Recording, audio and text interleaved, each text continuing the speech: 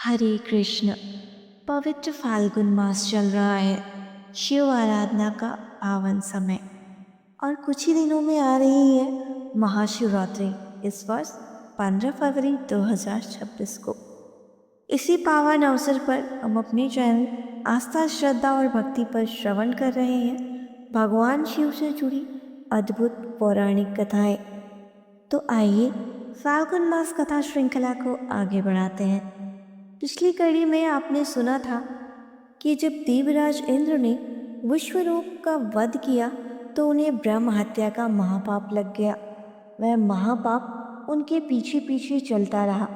भयभीत इंद्र जल में जाकर छिप गए। देवता अपने गुरु बृहस्पति के साथ उन्हें खोजते हुए नदी तट पर पहुंचे। गुरुदेव को देखकर इंद्र जल से बाहर आए, लज्जित पश्चाताप से भरे हुए। उन्होंने विनम्र होकर पूछा, हे गुरुदेव, अब मुझे क्या करना चाहिए? देवगुरु बृहस्पति ने गंभीर स्वर में कहा, हे इंद्र, यह तुम्हारे कर्मों का फल है। जो पाप जानबूझकर किया जाता है उसका कोई प्रायश्चित नहीं। ब्रह्म हत्या का दोष केवल भोग से ही क्षीण होगा। उन्होंने समझाया, अज्ञानवश किए गए पाप का प्रायश्चित संभव है, परंतु जानबूझकर किए गए अधर्म का नहीं। यह सुनकर इंद्र का हृदय कांप उठा।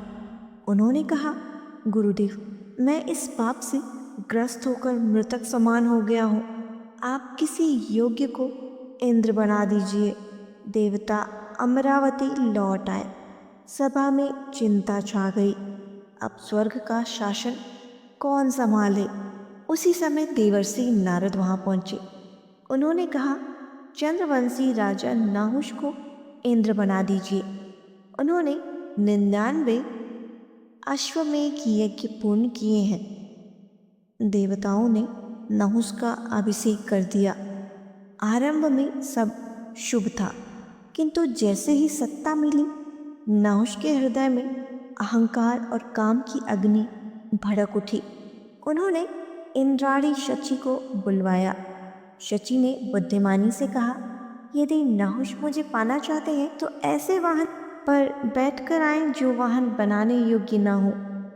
कामवश मोहित नहुष ने विचार किया, तपस्वी ब्राह्मण वाहन नहीं बन सकते, इसलिए वही मेरे वाहक बनेंगे।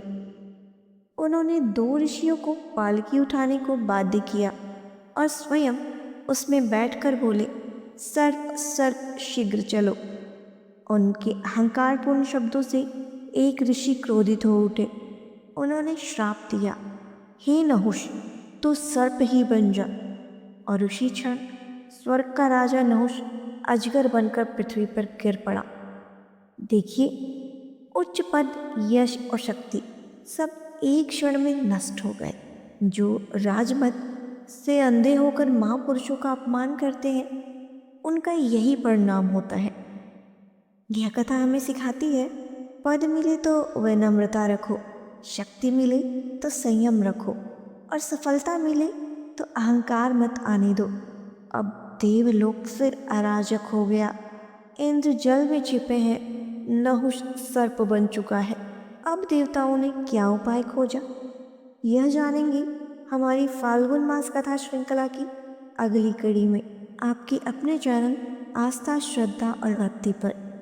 अगर वीडियो पसंद आई हो तो लाइक करें, अपने प्रियजनों के साथ साझा अवश्य करें और चैनल आस्था, श्रद्धा और भक्ति को सब्सक्राइब करना न भूलें। मैं मिलूंगी अगली वीडियो में। हरे कृष्ण।